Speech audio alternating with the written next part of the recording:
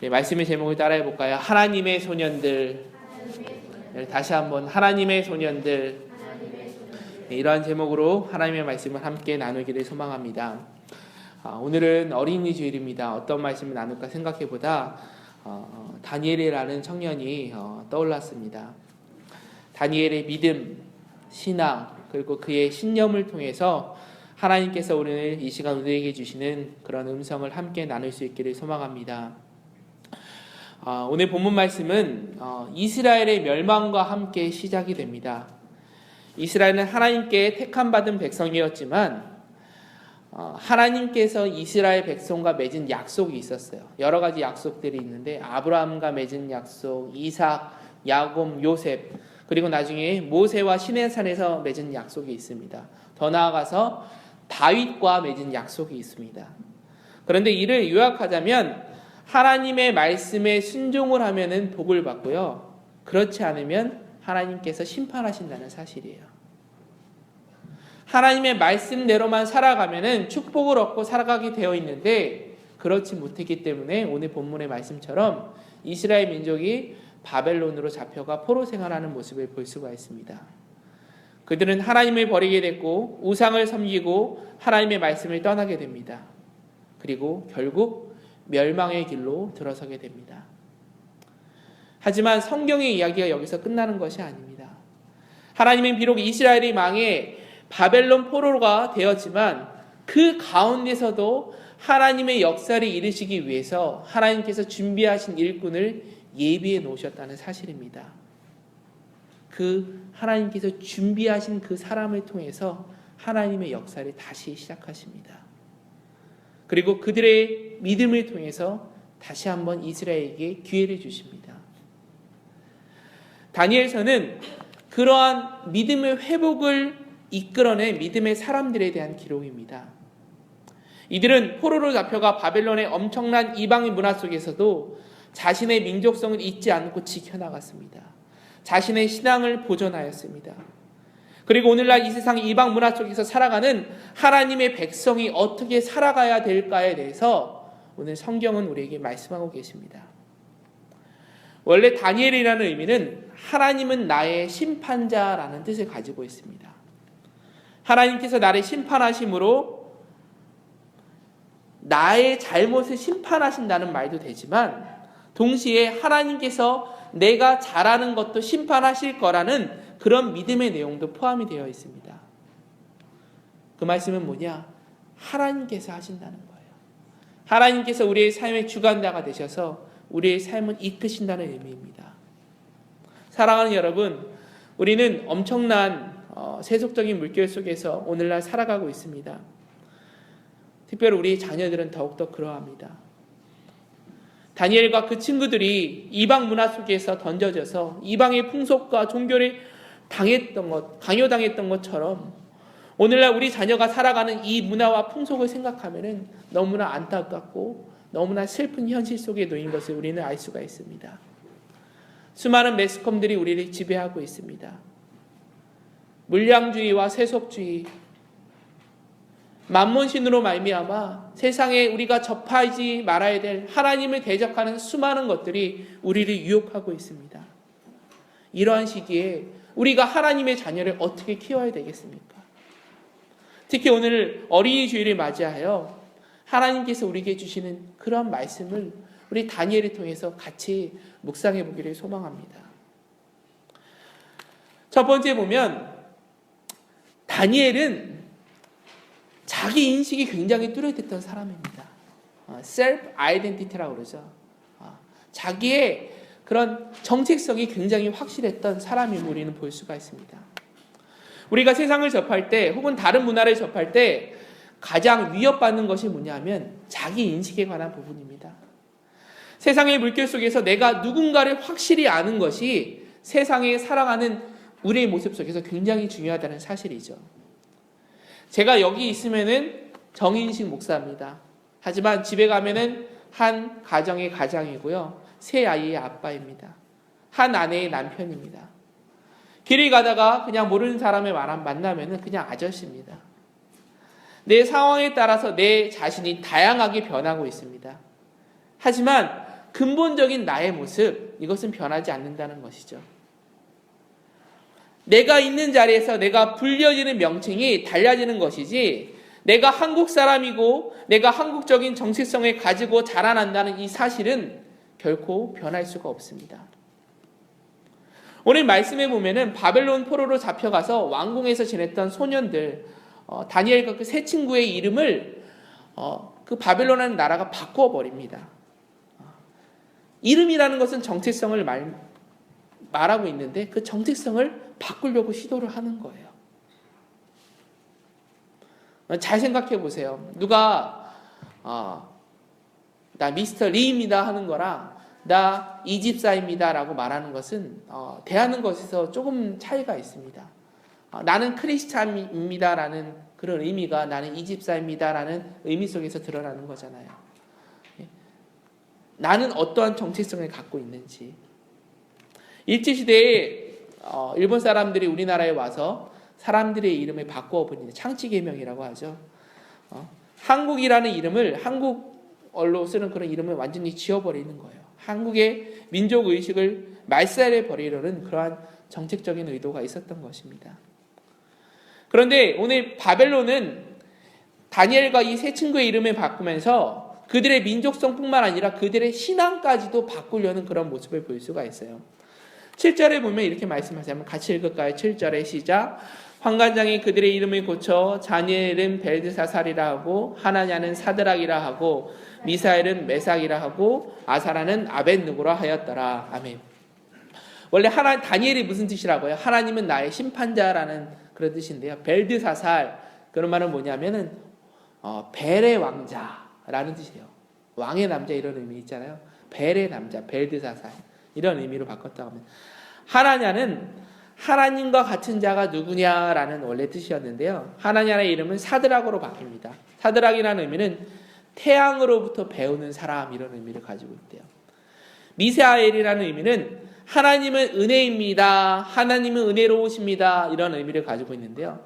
메삭이라는 이름을 바꿉니다. 메삭이라는 이름은 뜻은 욕망의 신의 종 이런 의미래요. 욕망의 종. 아사라라는 의미는 하나님은 나의 도움이십니다 라는 굉장히 성경적이고 신앙적인 그런 이름이었어요. 그런데 아사라라는 이름을 어떻게 바꿔요? 아벳느고라고 바꿉니다. 아벳느고는 달의 신, 느고의 종 이런 의미래요. 그러니까 이방 우상의 종입니다 라는 의미로 이름을 바꿔버리는 거예요. 그들의 민족의식과 함께 그들의 신앙도 말살해버리려는 그런 바벨론의 의도를 우리는 볼 수가 있습니다. 그러나 오늘 말씀해 보면 다니엘과 그의 세 친구는 자신의 정체성을 변화시키지 않았습니다. 이들의 주체성이 굉장히 뚜렷했다는 사실이죠. 그들은 비록 이름은 할 수 없이 다른 이름으로 바꿨지만 자신이 누구인지 분명히 알고 있었던 정체성을 가지고 있었던 사람들입니다. 사랑하는 성도 여러분, 우리는 내가 누구인지 정확히 알고 있어야 됩니다. 그리고 우리 자녀들에게도 확실한 정체성을 주어서 가르쳐야 됩니다. 내가 누군지 모른다면 내가 어떻게 행동해야 하는지도 모르게 됩니다. 예를 들어 어떤 왕자가 자신이 왕자인 줄 모른다면 왕실의 법도대로 행하지 않을 것입니다. 왕실의 법도대로 행하는 것은 자신이 왕자라는 뚜렷한 인식이 있을 때만 가능합니다. 반대로 지나친 자학과는 망상으로 흐를 수가 있습니다. 돈키호테라는 내용 아시죠? 돈키호테라는 책에서 이렇게 말하는 거예요. 돈키호테는 소설 속의 인물은 가상 속의 인물인데요. 그 책에서 자신은 심없고 굉장히 늙은 농부로 등장합니다. 그런데 순간 자기가 착각을 하는 거예요. 나는 멋진 기사다. 이 세상을 구할 것이다. 엉뚱한 자아를 갖게 되는 것이죠. 이렇게 내가 누구냐라는 인식 속에서 내 인생의 질이 결정된다는 사실입니다. 자신을 지나치게 비하해서도 안 되고요. 그렇다고 자신을 지나치게 드러내면서 생각해서도 안 됩니다. 우리 아이들이 이 땅에 와서 가장 큰 문제를 보면요. 유스그룹 아이들 또 컬리지 가는 영어덜트 아이들의 모습을 보면은 그 아이덴티티에 대한 문제예요. 정체성에 대한 문제입니다. 한국인으로서 미국에 살아가는 아이들, 내가 누군가라는 그런 정체성인 것이죠. 제가 전에 있던 성민원교회에서 도미니카로 단기 선교를 갔는데 한 여학생이 한국말을 거의 못하더라고요. 뭐 안녕하세요 이렇게 대답만 하지 한국말을 전혀 못하더라고요.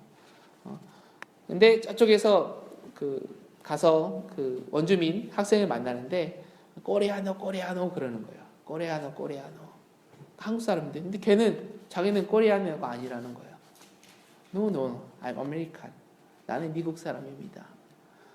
우리가 아무리 여기서 태어나고 자라서 나는 미국 사람이라고 주장을 해도 다른 사람들이 나를 봤을 때는 누구예요? 나는 한국 사람이라는 거. 우리가 이거를 벗어날 수가 없어요, 여러분. 내가 누군지에 대한 정체성을 정확히 가지고 있어야 됩니다. 그렇지 않으면 아이들이 가치관의 혼란을 느끼게 됩니다. 여러분, 우리가 미국인입니까? 한국인입니까? 한 가지 분명한 것은 미국에서 한국인으로 살아간다는 문제인 것이죠. 한국인 부모 밑에서 한국의 가정 속에서 자라난 아이가 완전한 미국인으로 살아갈 수 없다는 사실이죠. 그럼 어떻게 돼야 되냐? 나는 우리 사랑하는 자녀들은 100% 한국인, 100% 미국인으로 길러내야 된다는 것이죠. 100% 한국인, 100% 미국인으로 자기의 정체성을 형성할 수 있도록 우리가 줘야 된다는 것입니다. Korean American. 한국적인 특성을 가지고 있지만 이 미국에서는 우리가 미국화되어 살아갈 수밖에 없습니다. 하지만 분명한 것은 이 아이의 정체성을 우리가 바로 잡아준다는 사실이죠. 그런데 자신의 정체성보다 더 중요한 것이 있습니다. 그것은 뭐냐면 우리가 그리스도인으로서의 참된 정체성을 가지고 있냐 하는 문제인 것입니다. 우리가 미국인이건 한국인이건 이전에 나는 그리스도인이라는 사실인 것이죠. 이것이 먼저 우리의 주체성이 되어야 됩니다. 그리스도인. 사랑하는 자녀들아, 너희들은 한국인으로 미국인으로 자라나야 했지만 너희들이 그리스도인임을, 너희가 하나님을 믿고 살아가는 크리스찬임을 잊지 말라고 살아야 된다 라고 우리는 가르쳐야 될 것입니다. 보통 자신의 신앙에 대해서 소개하는 사람들을 보면 이렇게 얘기해요. 나 교회 다녀요. 저 교회 다닙니다. 제가 금요일날 전도하러 다니는데 그러면 예수님 믿으세요. 예, 교회 다녀요. 이렇게 말해요. 근데 대부분 대답하는 게 피드백이요 보면은 예, 저 크리스찬입니다. 나 그리스도인입니다. 라고 말하는 사람은 별로 없어요. 예, 저 교회 다닙니다. 교회를 다니는 것과 내가 그리스도인인 것은 조금 다릅니다. 사랑하는 여러분, 나는 그리스도인입니다 라고 우리가 자신 있게 말할 수 있습니까? 이 미국 교육을 보니까요 굉장히 선택의 폭을 주는 것 같아요.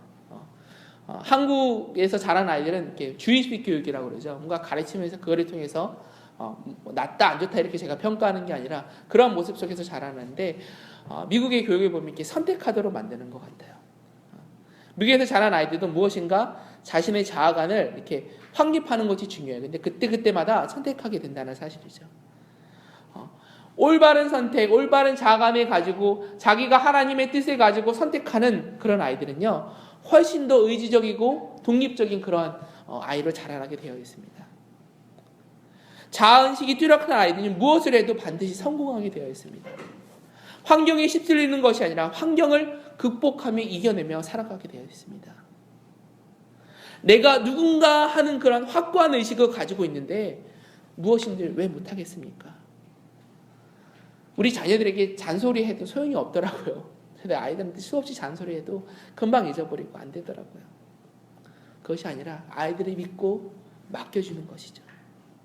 하지만 분명한 것은 이 아이들이 분명한 자아관, 아이덴티티를 가지고 성장할 수 있도록 부모가 도움을 줘야 된다는 사실입니다. 그러기 위해서는 먼저 여기 살고 있는 우리 부모들이 먼저 올바른 가치관과 정체성을 확립해서 살아가야 된다는 사실이죠. 그것이 아이들에게 그대로 전달되는 것입니다. 또한 본문의 다니엘의 모습을 보면요, 그의 가치관이 굉장히 하나님 중심적으로 바로 서 있는 모습을 볼 수가 있습니다.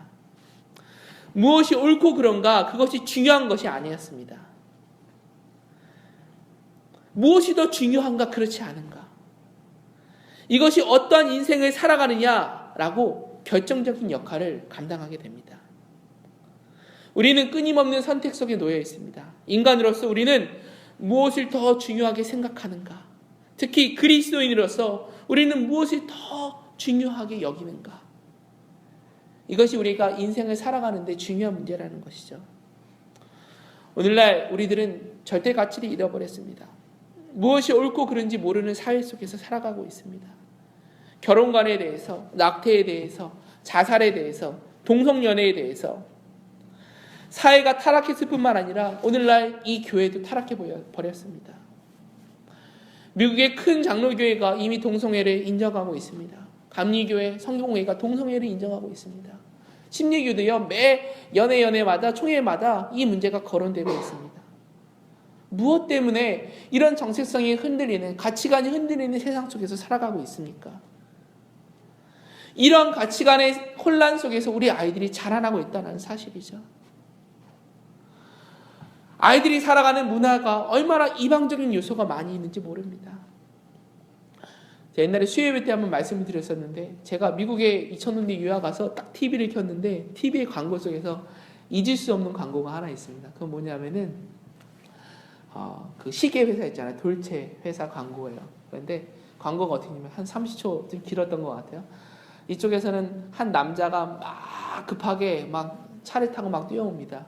이쪽에서는 한 여자가 막 이렇게 막 급하듯이 막 달려옵니다. 그래가지고 딱 그치고 딱 만나요. 근데 만나는데 이 남자랑 여자가 만나는 게 아니라 이 남자는 여기서 있던 한 남자를 만나고요, 이 여자는 종착적인 한 여자를 만나더라고요. 그래서 맨 마지막에 돌체 하고 딱 끝나더라고요. D. 그 아이들이, 제가 딱 그거를 보면서 와, 공중파에서 이런 세상에 우리가 있다니까요, 여러분. 의미는 알겠어요. 그게 뭘 상징하려고 그렇게 한 건 알겠지만, 그거를 보고 자연스럽게 매스컴을 통해서 접하는 우리 아이들은 무엇을 느끼겠습니까? 어떠한 가치관이 형성되겠습니까, 여러분?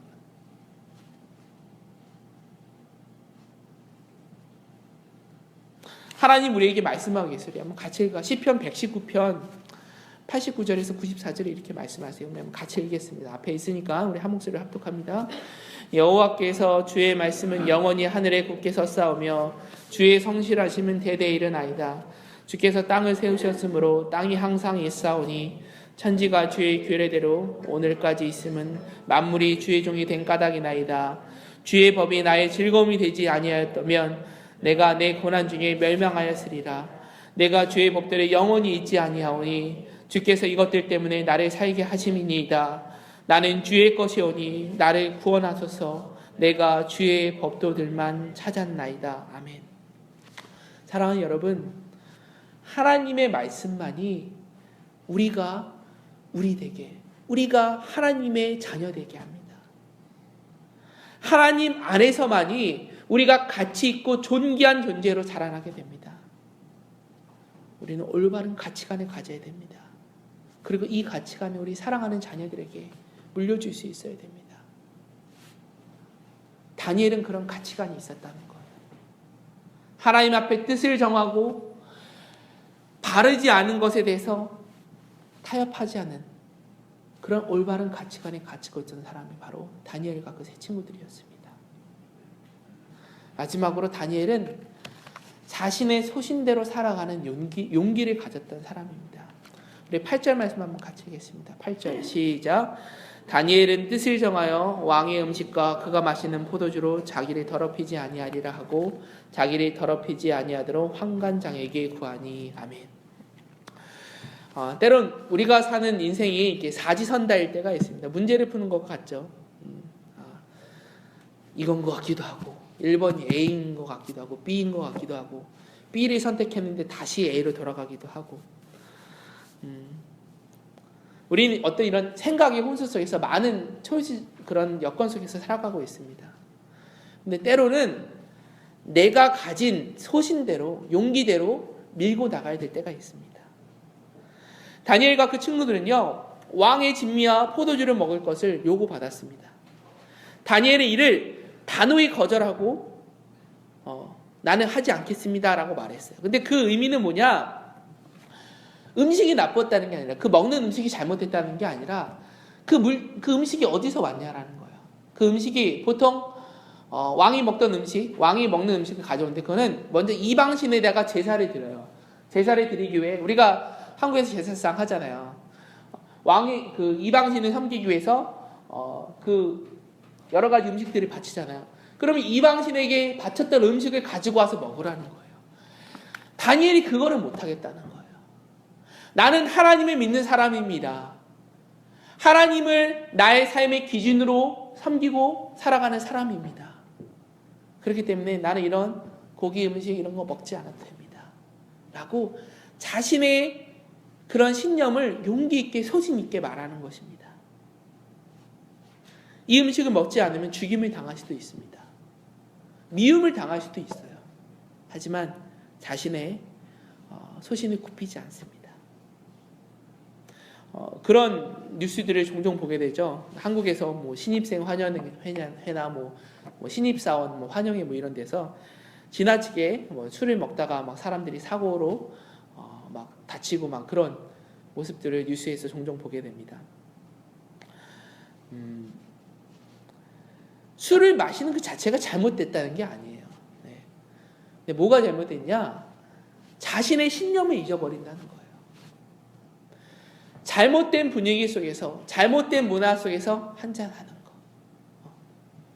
마시는 자체가 잘못됐다는 거 아니라 이거를 통해서 파생되는 일들, 이거를 통해서 더 나빠지는 그런 모습들, 우리가 이것을 경계해야 된다는 사실이죠. 우리 종종 그 남자분들은 유혹을 받습니다. 내가 예수를 믿고 술 끊기를 결정을 했는데 친구로부터 한잔 하자는 유혹을 받게 됩니다. 그래서 딱 한 잔만 했는데 목사님 그것이 죄가 됩니까? 술을 한 잔 마시고 안 마시고가 문제가 아닙니다. 나의 신앙을 내가 얼마만큼 지키고 있느냐, 나에 대한 문제거든요.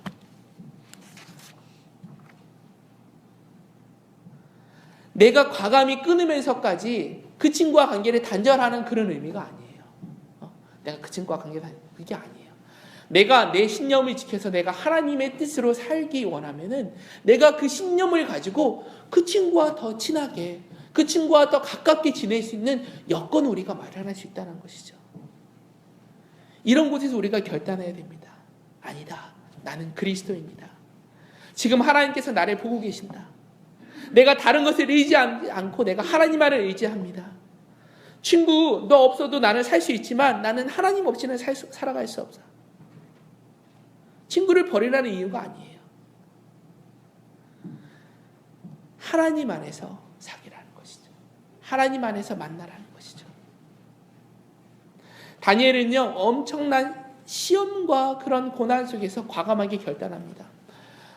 정확한 나이는 알 수 없어요. 학자들이 보통 다니엘이 이때가 16세에서 18세 정도가 되었을 것이라고 얘기합니다. 16세 소년이 왕궁에서 자기 앞에 차려진 음식을 딱 놓고서 왕이 먹으라고 했을 때 이거를 거절할 수 있다는 것은 굉장한 결단이 아니면, 굉장한 용기가 아니면 할 수 없는 일이었습니다. 그가 이러한 결단을 할 수 있었던 것은 가정에서 훌륭한 교육을 받았기 때문에 그렇습니다. 진리 앞에 목숨을 두려워하지 않고 자신의 소원대로, 소신대로 살아가기를 그는 배웠다는 거예요. 제가 어저께 우연하게 유튜브 영상을 보다가 뭐 보고 싶어서 본 게 아닌데 한 고등학교 졸업식에 대한 영상을 잠깐 봤어요. 고등학교에서 제일 학업 성적이 우수하고 그런 모범 학생을 맨 마지막에 나와서 이렇게 스피치를 하잖아요. 한 3분 정도 스피치를 하더라고요. 그런데 보니까 그 학생이 하는 스피치의 원고를 학교에서 이렇게 딱 주더라고요. 근데 그 친구가 그걸 받자마자 딱 찢어버려요. 찢어버리고 말합니다. 다른 거 한 게 아니야. 나는 학교에서 종교정을 가지고 하나님 앞에 기도하는 것을 금하는 것이 내 학교 생활 속에서 가장 힘든 일이었습니다. 라고 하면서 주기도문을 거기서 딱 외치고 내려가더라고요. 수많은 학생들이 박수를 치고 뒤에 있던 학장이나 몇몇 사람들은 뻘쭘뻘쭘하고 몇몇 사람들이 일어나서 박수를 치고 졸업식장에서 다른 말 안 하고 나는 그래서는 안 돼. 나의 심령, 내가 이렇게 졸업할 수 있다는 것은 하나님께서 나와 함께 하셨기 때문에 할 수 있었습니다. 라고 다짐하면서 그 주기도문을 읽어나가는 그 학생의 짧은 영상을 본 적이 있습니다. 그러한 소신이 어디서 나왔겠습니까? 그러한 용기가 어디서 나왔겠습니까? 한 가지인 것 같아요. 하나님이 지켜보고 계시다. 하나님께서 정말 나를 사랑하신다. 하나님께서 정말 나를 이끄셨다라는 그런 신념과 믿음과 확신이 있었기 때문에 그런 용기 있는 행동이 나온 것이 아니겠습니까? 다니엘이 그렇다는 것이죠. 사랑하는 여러분, 우리 사랑하는 자녀들에게 뭔가 물질적인 유산을 남겨주려고 애쓰지 마십시오. 대신 훌륭한 가치관, 그것을 지킬 수 있는 용기를 물려주실 수 있기를 소망합니다. 그것이 훨씬 더 자녀들이 유익하게 가는 길인 줄 믿습니다. 우리가 하나님의 말씀대로 타협하지 않고 뜻을 정하면 하나님께서 알아서 해주신다는 사실이죠. 신명기 1장 33절에 이렇게 말씀하세요. 같이 읽을게요. 시작. 그는 너희보다 먼저 그 길을 가시며 장마칠 곳을 찾으시고 밤에는 불로 낮에는 구름으로 너희가 갈 길을 지시하신 자이시니라. 아멘. 사랑하는 여러분, 신자는 하나님의 말씀에 못을 박아야 됩니다. 하나님의 말씀대로 양보하지 않고 절대적으로 순종하며 살기로 뜻을 정하며 용기 있게 살아가는 모습을 하나님께서 오늘 우리에게 요구하고 계십니다. 오늘날 시대는 다니엘이 살았던 시대들보다도 어떻게 보면 더 서색화되어 있고 더 물질 만능주의가 도래하는 그런 세상 속에서 살아가고 있습니다.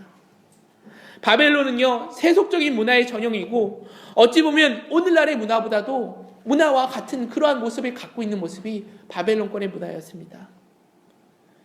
이 문화는 하나님의 심판을 면할 수가 없었습니다. 신학교에 가면은 학생들이 꼭 배워야 되는 내용이 있습니다. 성 어거스틴에 대한 내용입니다. 어거스틴이라는 그 성자가 한 가지 굉장히 위대한 책을 썼는데 그게 뭐냐면 하나님의 도성이라는 책을 썼습니다. 거기서 두 개의 도성을 말합니다. 하나는 바벨이에요. 바벨. 하나는 하나님의 새 예루살렘입니다. 바벨은 자기를 사랑하고 쾌락을 사랑하는 도성입니다. 예루살렘은 하나님을 사랑하고 하나님 안에서 사랑을 나누며 은혜를 베푸는 그런 믿음의 공동체입니다. 사랑하는 여러분, 우리가 어느 도성에서 살아야 됩니까? 우리 자녀들을 어느 도성에서 살아가게 만들어야 됩니까? 바벨론의 도성은 절망입니다. 지옥입니다. 타락입니다. 하나님의 도성은 은혜입니다. 사랑입니다. 나눔입니다. 기쁨입니다. 하나님의 도성은 영원합니다. 결코 멸망하지 않습니다. 하나님은 바벨론 속에 빠진 이스라엘 백성 가운데서도 힘이 없는 이 어린 소녀들을 택하시고 자신의 뜻에 떼어서 하나님의 뜻대로 살아가기 원하는 이 다니엘과 세 친구를 통해서 이스라엘 백성의 또 다른 하나님의 희망을 보게 하십니다. 이 위대한 하나님의 소년들은 하나님의 손에 사로잡혀서 후에 이스라엘 역사를 바꿔놓습니다. 사랑하는 여러분, 이러한 자녀로 우리의 자녀를 길러내야 되지 않겠습니까? 이러한 자녀를 꿈꾸며 우리가 자녀에게 우리의 후대를 물려줘야 되지 않겠습니까? 우리가 어린이 주일입니다. 어린이는 나라의 희망이고 보배라고 이야기합니다. 어린이들이 나라의 희망이고 보배가 되기 위해선 부모된 저희들이 그러한 희망과 보배의 나라를 물려줄 수 있도록 노력해야 됩니다. 하나님 안에서 하나님의 자녀로 자라날 수 있도록, 그것이 우리의 도리가 아니겠습니까?